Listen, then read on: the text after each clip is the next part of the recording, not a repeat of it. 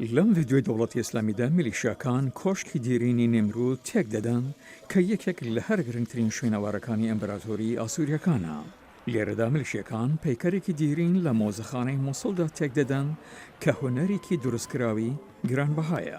وێرانکردنەکە لەوانەیە بەم زوانە کۆتایی پێی بێت کە لە کاتێکدا هێزەکانی عێراقی خۆیان ئامادە دەکەن بۆ هێڕشی وەرگرتنەوەی موسڵ کە دەمێکە چاوەڕێ دەکرێت.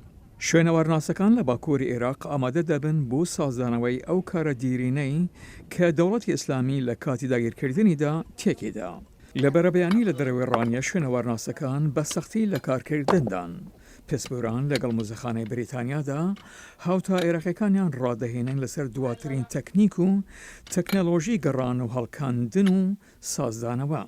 محەممەد جاسم لە ئوستانی ئەنبار لە ناوەڕاستی عێراق یەکێک لەو شوێنەوارناسانەیە ئەو لەگەڵ مێری شپرسن سەرپەرشتیاری شوێنەوارەکە کار دەکات.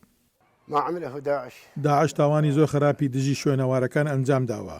بە تێڕوانینی من ئەوە تاوانێکە دژی مرۆڤایەتی، چونکە شوێنەوارەکان بۆ هەموو تاچێکە تەنیا بۆ عێراق یا سووریا نییە، بۆ هەموو مرۆڤایەتیە. شوێنی قەڵەتگەی دەربەن ڕاهێنانێکی توێریانە نییە بۆ مەحەممەد و هاوکارەکانی. ئەوە گەڕان و هەڵکاندنی ڕاستیە لەگەڵ پسپۆراندا لە سەرانسەری جیهانەوە. لێرە مەشک پێکراوەکان وا چاوەڕەوان دەکرێت بە پێ هەرە باڵاترین پێوەرەکانی نێونەتەوەی کار بکەن.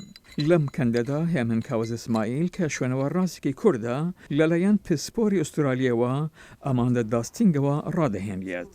جان مەککنز بەڕێوەبەری شوێنەوارەکەیە و سەرپەرشتی پرۆگرامی ڕاهێنانەکە دەکات لە ساڵانی 1970دا ئەو لەسەر گەڕان و هەڵکاندنەکانی نینەوە کە ئێستا لە ژێر کۆنتڕۆلی داعشدایە کاری دەکرد. ئەم پرۆژەیە بۆ ئەو بە قۆڵی زۆر تایبەتە و بە کەسایەتیەوە گرێدراوە. فەرهەنگ ئەو شتەیە کە ئێمە دەکات بە مرۆڤ. ئەگەر لە فەرهەنگی خۆمان بێبەش بکرین، ئەگەر فەرهەنگمان نەبێت، ئەوە زۆربەی مرۆڤایەتیمان لەدەست دەدەین. ئێمە هەوڵ بۆ جیهانێک نادەین کەەوە بەبێ هیچ فەرهەنگێک بوونی هەبێت. بە دڵنیایی ئەوە شتێکی بنەڕاتیە بۆ جیهانەکەمان، بۆ گەلەکەمان لە هەموو جیهان کە پاراستنی فەرهەنگ و ڕێزگرتنی وەک بەشێکی زیندوی جیهانیان دەمێنێتەوە.